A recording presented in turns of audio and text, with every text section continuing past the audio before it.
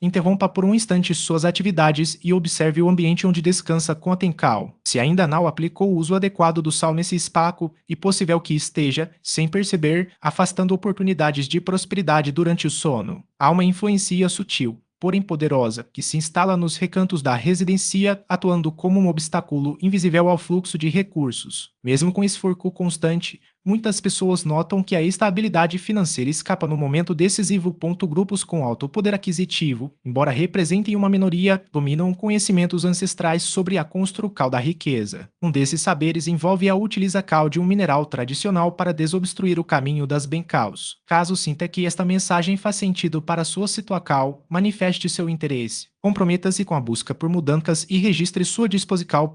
Nos próximos instantes, será apresentado um método capaz de converter seu quarto em um ponto de atração para a abundância. Permanecer atento pode ser o diferencial entre continuar na mesma condição ou dar início a uma transformação. Veja o exemplo de Mariana, moradora de São Paulo, que trabalhava como gerente administrativa havia 12 anos. Apesar de sua dedicação e pontualidade, colegas com menos tempo de serviço já haviam sido promovidos 2 ou 3 vezes. Ela permanecia no mesmo cargo, com um salário de R$ 4.800, enfrentando dificuldades financeiras a cada mês. Mariana acordava diariamente às 5h30 da manhã com uma sensação de exaustão, como se não tivesse descansado. Durante o expediente, quase fechava negócios promissores, mas algo sempre saía errado no último instante. Clientes desistiam sem explicação, documentos desapareciam ou surgiam concorrentes inesperados. Era como se uma forca oculta sabotasse suas tentativas de progresso. Após mais uma oportunidade perdida, uma amiga estudiosa de tradições antigas fez uma observação que alterou sua perspectiva. Segundo ela, o problema não estava na falta de empenho,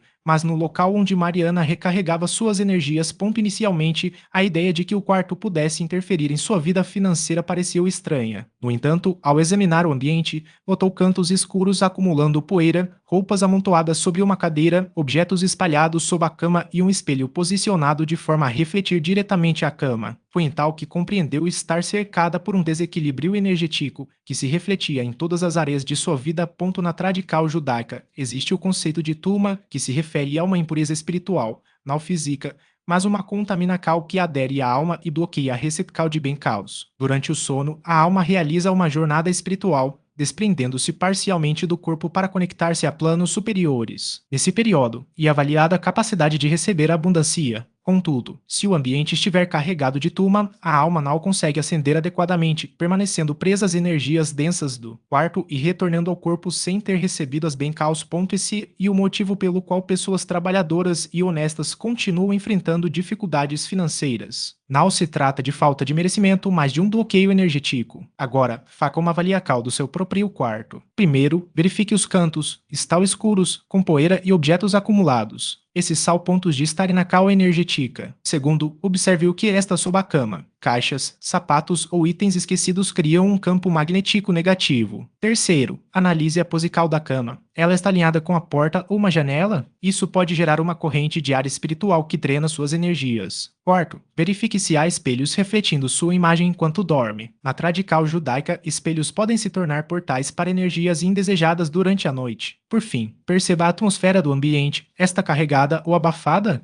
Essa sensação pode indicar a presença de impurezas espirituais. Mariana identificou que seu quarto apresentava todos esses problemas. Ela limpou os cantos, removeu os objetos sob a cama, reposicionou os móveis, cobriu o espelho à noite e arejou o ambiente durante o dia. Em 3 semanas, passou a dormir melhor e acordar mais disposta. No segundo mês, recebeu uma promoção aguardada havia anos, elevando seu salário para R$ 7.200. Porém, a verdadeira transformação ainda estava por vir, pois o visível é apenas o primeiro passo. A purificação do invisível e o que realmente faz a diferença. Agora, será revelado o conhecimento ancestral que completou essa mudança. Como visto no caso de Mariana, reconhecer o problema foi essencial, mas a solução veio com a aplicação da ferramenta correta. Conheça a história de Roberto, um comerciante de Belo Horizonte que administrava uma pequena loja de materiais elétricos. As contas mal eram pagas, e ele já havia tentado usar sal nos cantos da loja e do quarto, seguindo crenças populares sobre afastar energias negativas. Durante anos, colocou sal refinado em copos descartáveis, esperando por uma mudança que nunca chegava. As vendas continuavam fracas e os clientes entravam, olhavam os produtos e saíam sem comprar. Roberto estava prestes a fechar o negócio quando um cliente judeu, ao ver um pacote de sal na prateleira, perguntou se ele conhecia o verdadeiro significado desse mineral na tradical cabalística. Roberto admitiu que apenas seguiu o que ouvira de outras pessoas. O cliente então explicou que ele estava usando o recurso de maneira incorreta, como tentar cortar madeira com o cabo de um machado. Naquele dia, Roberto aprendeu sobre o melash, a palavra hebraica para sal, e como esse elemento guarda um dos segredos mais profundos da prosperidade. Ele se dedicou a estudar o assunto e, em menos de 3 semanas, percebeu uma mudança significativa. As vendas aumentaram de forma consistente, clientes antigos retornaram e novos contratos surgiram. Em 3 meses, o faturamento da loja passou de 9 mil para 22 mil reais mensais. As escrituras, no livro dos Números, há uma referência ao Brit Melash, a aliança do sal, estabelecida como um pacto eterno, etapa que corresponde a um processo mais profundo de transformação. Após esse período, o sal deve ser retirado e descartado de maneira respeitosa, preferencialmente em água corrente ou enterrado em solo natural, evitando que seja jogado no lixo comum. A retirada também deve ser feita ao entardecer, mantendo a mesma sintonia energética do momento da colocação. O posicionamento correto dos 4 cantos não se limita apenas ao quarto. Em ambientes comerciais, como lojas ou escritórios, a mesma lógica pode ser aplicada adaptando-se à disposição do espaço. Nos estabelecimentos, os cantos devem ser escolhidos com base na entrada principal. O primeiro canto, próximo à porta, simboliza a recepção de oportunidades. O segundo, no lado oposto, representa a estabilidade. O terceiro, à esquerda, neutraliza energias negativas externas. E o quarto, à direita, atrai prosperidade futura. A quantidade de sal segue a mesma proporção, 3 colheres de sopa por canto, sempre em horário de transical, como amanhecer ou anoitecer. A eficácia do método depende não apenas da técnica, mas da constância e da intenção. Muitos desistem após poucos dias por não perceberem resultados imediatos, sem compreender que a purificação é um processo gradual. O sal atua como um filtro, absorvendo impurezas acumuladas ao longo do tempo, e sua ação se intensifica à medida que o ambiente se harmoniza. Por isso, é recomendável repetir o ritual periodicamente, especialmente em momentos de mudança ou dificuldade financeira. Além do sal, outros elementos podem ser incorporados para potencializar o efeito, desde que usados com discernimento. A água, por exemplo, é um condutor natural de energia e pode ser empregada em pequenas quantidades para ativar o sal sem misturá-lo. Uma prática comum é borrifar água sobre o sal já posicionado, simbolizando a purificação e a fluidez das bênçãos. No entanto, é essencial evitar combinações aleatórias, pois cada substância possui uma vibração específica que, se mal empregada, pode anular ou distorcer o propósito original. A tradical também enfatiza a importância da gratidão durante o processo. Antes de posicionar o sal, é indicado fazer uma breve oração ou meditação, reconhecendo a abundância já presente e abrindo-se para receber mais. Esse gesto reforça a conexão com a fonte divina e alinha a intenção com a acal. Da mesma forma, ao retirar o sal, deve-se agradecer pelo que foi absorvido e liberado, encerrando o ciclo com respeito.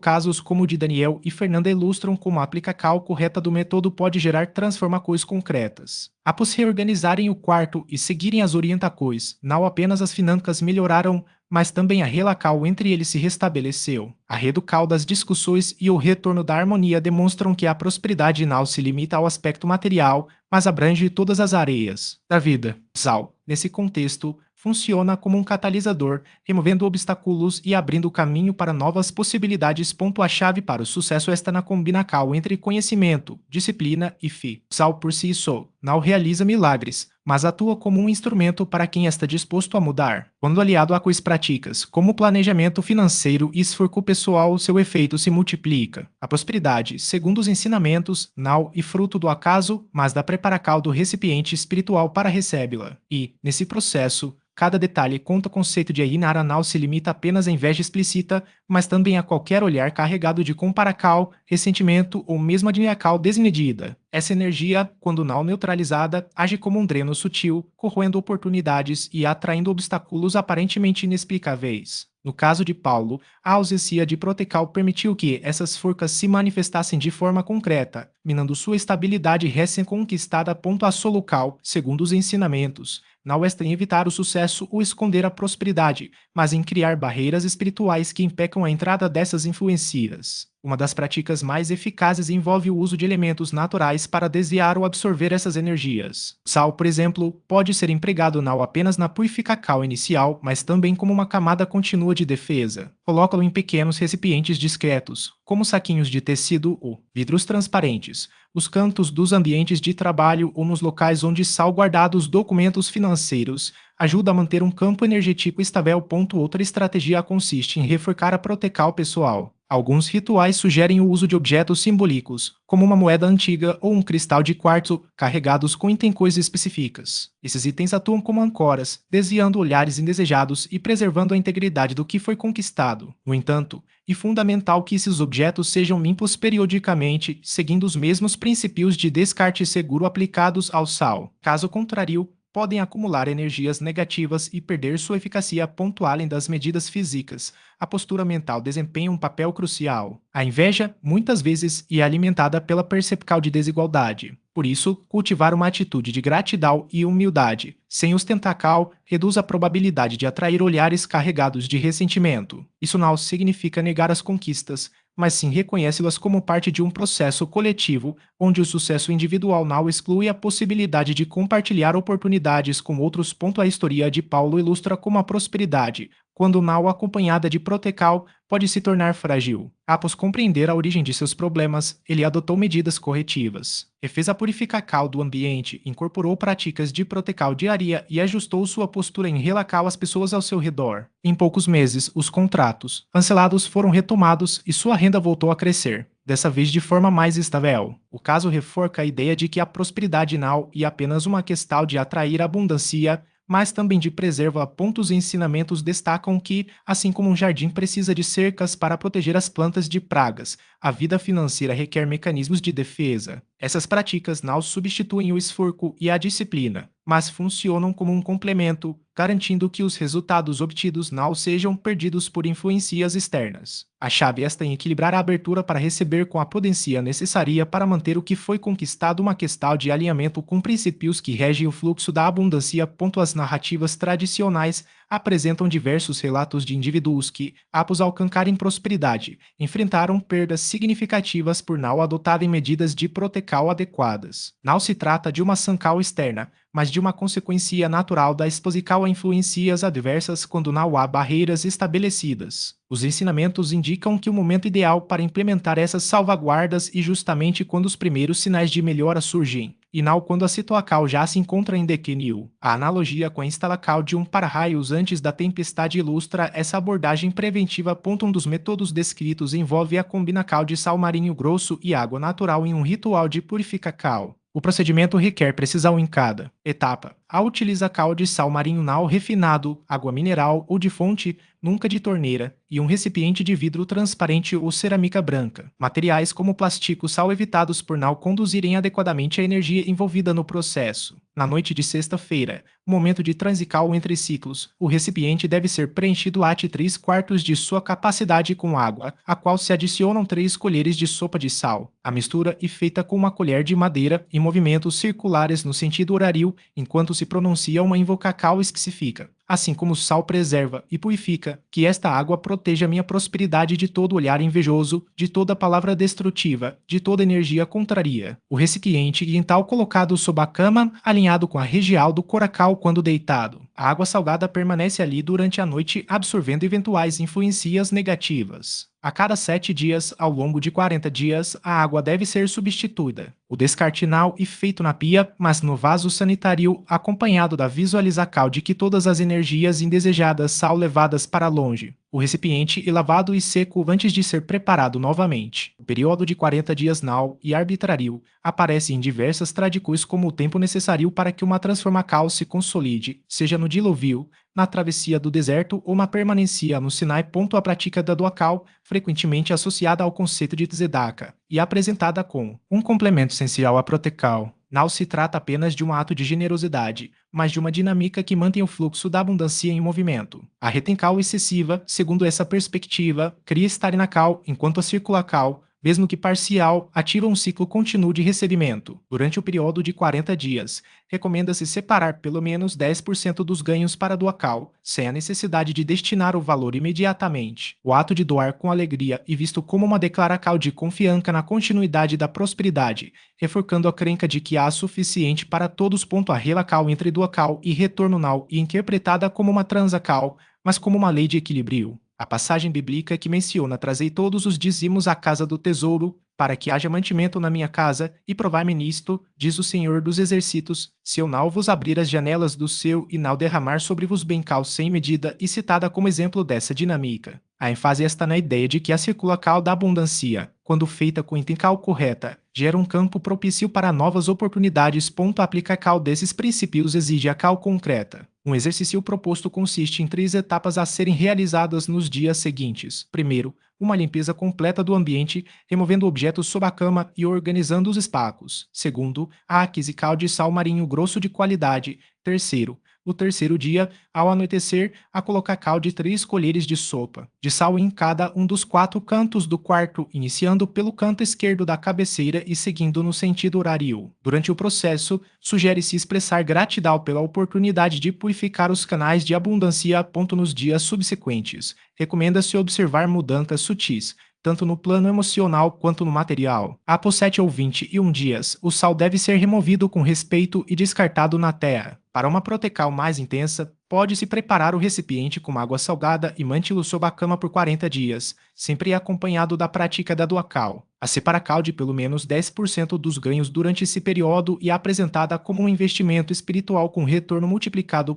A declaracal pública de Intencois. Como escrever nos comentários, estou pronto para receber minha verdadeira prosperidade, e descrita como um ato que reforça o compromisso e ativa influências positivas. O compartilhamento do conhecimento com quem enfrenta dificuldades financeiras e visto como uma forma de praticar tzedakah, gerando um campo energético coletivo de prosperidade. A cal de disseminar essas informações e é apresentada como um gesto que pode retornar em formas esperadas. O próximo tema a ser abordado envolveria um ritual específico com 3 copos de água, cujos detalhes seriam explorados em uma etapa posterior. A identificar a cal das áreas da vida que necessitam de equilíbrio espiritual e é apresentada como um processo acessível a partir de determinadas práticas. Segundo essa abordagem, a conexão com princípios superiores permitiria a abertura de caminhos para a abundância, a dissolução de obstáculos e a purificação de influências consideradas negativas. A ideia é que interferências externas, como energias de inveja ou competição, seriam neutralizadas, possibilitando um desenvolvimento não apenas material,